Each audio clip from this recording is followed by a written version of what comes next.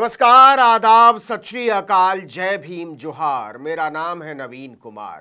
पूर्व कानून मंत्री और राज्यसभा सदस्य कपिल सिब्बल ने अमित शाह को कानून के मामले में अनपढ़ बता दिया है। आपको पता ही है, अमित शाह ने 15 मई को जारी एएनआई को दिए गए एक इंटरव्यू में कहा था कि सुप्रीम कोर्ट ने केजरीवाल को स्पेशल ट्रीटमेंट दिया है। उनके शब्द थे, मेरा मानना है कि यह कोई रूटीन जजमेंट नहीं था। देश के बहुत सारे लोग हैं जिनका मानना है कि केजरीवाल को सुप्रीम कोर्ट से मिली अंतरिम जमानत स्पेशल ट्रीटमेंट है। आपको पता ही होगा कि सुप्रीम कोर्ट ने चुनाव तक के लिए अरविंद केजरीवाल को अंतरिम जमानत दी है। अब इसी को लेकर कपिल सिब्बल ने अमित शाह को खरी खरी सुना दी है। उनसे जब पूछा गया कि आपकी इस पर क्या राय है, तो वो तमतमा उठे। उन्होंने कहा कि जब गृह मंत्री को कानून के बारे में जानकारी न हो तो ऐसी टिप्पणी नहीं करनी चाहिए।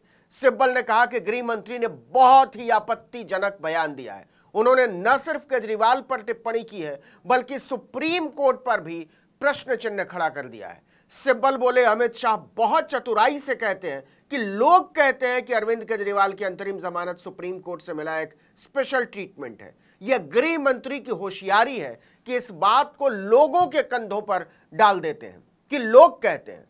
उन्होंने यह बयान इसलिए दिया क्योंकि वो उन लोगों पर भरोसा करते हैं। लोग कहते हैं कि पीछे मत छिपिए अमित शाह जी। अमित शाह को कानून के मामले में अनपढ़ साबित करने में सिब्बल यही नहीं रुकते। उन्होंने कैसरगंज सीट से ब्रजभूषण शरण सिंह के चुनाव प्रचार को लेकर भी अमित शाह को खूब खरी खोटी सुनाई। पिछले दिनों ही कोर्ट ने कहा था कि ब्रजभूषण शरण सिंह के खिलाफ मुकदमा चलाने के लिए पर्याप्त आधार है। उन्होंने कहा कि गृह मंत्री को कानून के बारे में ज्यादा जानकारी नहीं है, वो लोगों के पीछे से छिपकर केजरीवाल को स्पेशल ट्रीटमेंट की बात कर रहे हैं और ये ठीक नहीं है। इनसे पूछो कि ब्रजभूषण शरण को लेकर आपका क्या ख्याल है। उनके अपने सांसद हैं, महिला पहलवानों से छेड़खानी के आरोपी हैं, फिर भी भाजपा ने उनके बेटे को टिकट दे दिया। कपिल सिब्बल ने पूछा कि अमित शाह पहले बताएं कि ब्रजभूषण कैसे चुनाव प्रचार कर रहे हैं, जबकि उनके खिलाफ तो बाकायदा चार्जशीट तक दाखिल हो चुकी है। वहीं अरविंद केजरीवाल के खिलाफ अभी तक सिर्फ आरोप है। ईडी ने खुद कबूल किया है कि जांच अभी आरंभिक चरण में है। फिर केजरीवाल को चुनाव प्रचार से कैसे रोका जा सकता है? क्यों नहीं कर सकते प्रचार?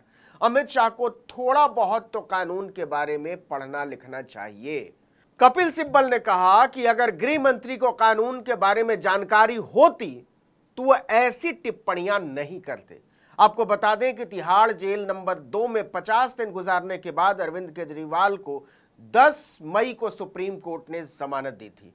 कोर्ट ऑर्डर के मुताबिक ये अंतरिम जमानत 1 जून तक के लिए है, क्योंकि 1 जून को 7वें चरण की वोटिंग खत्म हो जाएगी। इसके अगले दिन 2 जून को उन्हें सरेंडर करना होगा फिर से, मतलब उन्हें जेल जाना पड़ेगा। अरविंद केजरीवाल की नियमित जमानत याचिका पर सुप्रीम कोर्ट में अभी भी सुनवाई चल रही है इन दिनों।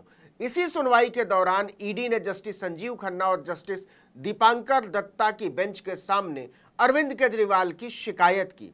उन्होंने जजों को बताया कि केजरीवाल अपनी सभाओं में कह रहे हैं कि अगर झाड़ू को वोट दिया तो मुझे जेल नहीं जाना पड़ेगा।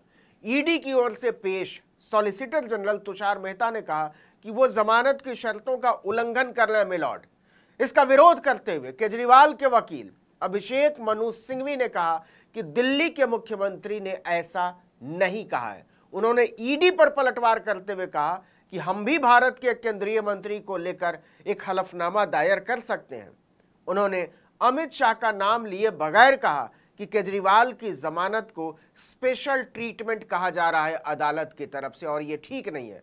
इसके बाद कोर्ट ने अरविंद केजरीवाल के इस बयान को लेकर ईडी की आपत्ति पर विचार करने से मना कर दिया, जिसमें उन्होंने कहा था कि अगर लोग आम आदमी पार्टी को वोट देंगे तो उन्हें जेल नहीं जाना पड़ेगा।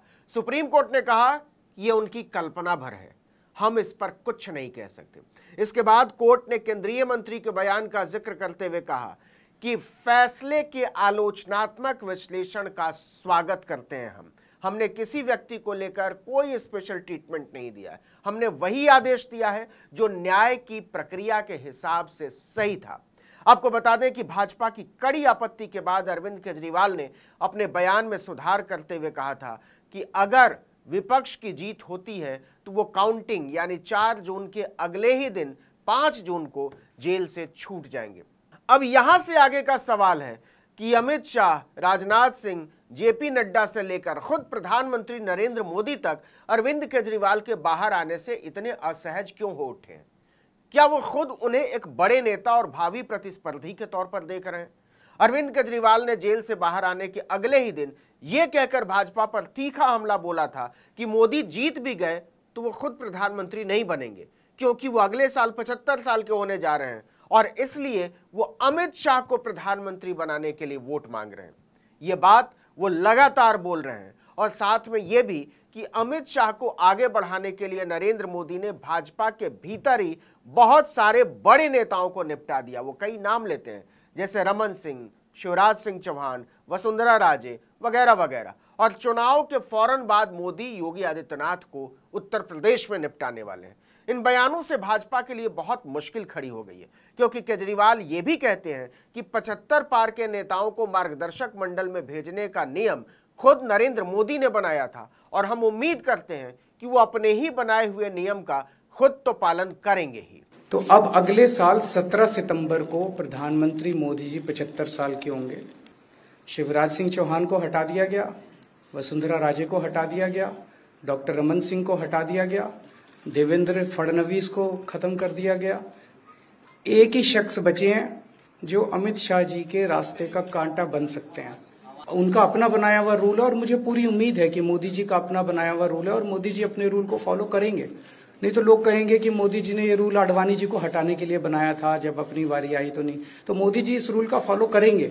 आपको याद दिला दें कि केजरीवाल को जमानत देते हुए सुप्रीम कोर्ट ने कहा था कि वो समाज के लिए खतरा नहीं है, न ही उनका कोई आपराधिक इतिहास है। लोकसभा चुनाव को देखते हुए समग्र और उदारवादी दृष्टिकोण अपनाना न्याय संगत है। सुप्रीम कोर्ट ने कहा था कि अरविंद केजरीवाल दिल्ली के मुख्यमंत्री हैं और एक राष्ट्रीय पार्टी के नेता हैं। दूसरे, ईडी ने अभी तक सिर्फ आरोप लगाए हैं, उन्हें दोषी नहीं ठहराया गया है। यही नहीं, उनकी गिरफ्तारी की वैधता को ही सुप्रीम कोर्ट में चुनौती दी गई है।